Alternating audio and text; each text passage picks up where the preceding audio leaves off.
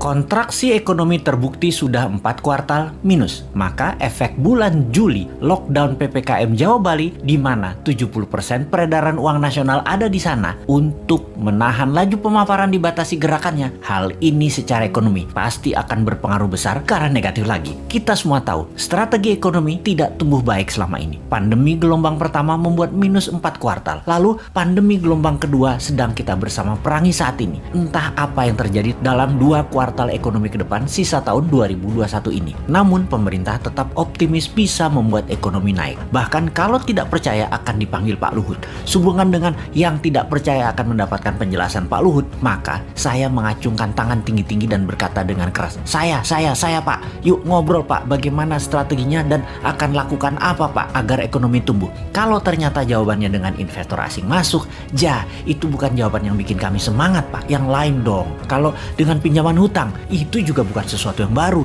7 tahun ini hutang naik jadi 6.500 triliun dari 2.700 triliun sisa Pak SBY. Itu juga bukan sesuatu yang wah, malah sesuatu yang loh. Jadi kalau ada yang tidak percaya mau dengar langsung dari Pak Luhut, terang saya menjadi orang nomor 1 ingin penjelasan. Saya Pak, kami berharap strategi baru yang dipakainya, bukan yang kemarin-kemarin yang terbukti membuat 4 kuartal minus, juga bukan yang membuat impor bertambah naik, juga bukan membuat tenaga kerja asing bertambah banyak di Indonesia. Yang baru Pak, yang segar, ada Pak. Juga bukan seperti selama 7 tahun ini telah berjalan memainkan kekuatan politik. Pernah membelah Golkar jadi 2 di awal dulu, membelah PKS jadi 2, membelah Demokrat jadi 2, membelah P3, membelah PAN, baik langsung ataupun tidak langsung, mendukung atau mendiamkan perpecahan politik terjadi. Jangan lagi seperti itu. Jangan terlalu berpolitiklah bernegara. Utamakan keselamatan rakyat, humanitarian. Ekonomi juga jangan terlalu mementingkan asing lah. Hutang, investor asing, keduk hasil bumi, sumber daya alam, tanah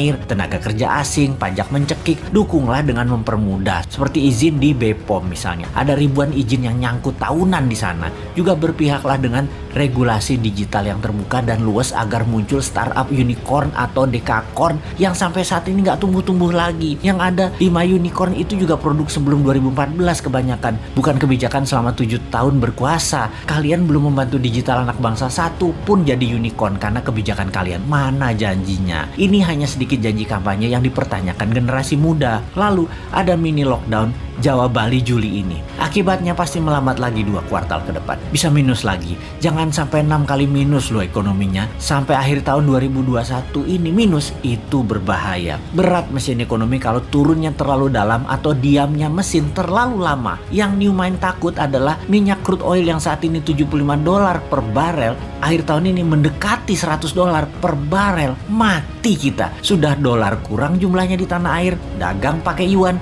Sementara Amerika dan dunia Arab tetap petrodolar, beri petrol ya pakai dolar. Lah kalau rupiah jadi 17.000 terhadap dolar karena perlu dolar dan dolar langka, nggak ada dolar masuk karena yuan yang masuk. Beli minyak 800.000 barel per hari pakai apa bayarnya? Apa mau Saudi dibayar pakai yuan? Ya enggak lah, yuan belum multi currency, baru 1,7% transaksi dunia yang pakai yuan. Cukup nekat sih analisa meyuankan transaksi dan tergantung satu negara Tiongkok mitra dagangnya, padahal Tiongkok bukan penyedia semua macam-macam kebutuhan, terutama kebutuhan energi. Cina nggak punya energi, Cina aja import. Berat nih kalau crude oil mendekati $100 per barelnya di akhir tahun 2021 ini. Di sisi lain, COVID mudah-mudahan melandai sejak akhir Juli ini. Semangat vaksin kita dukung kok bos.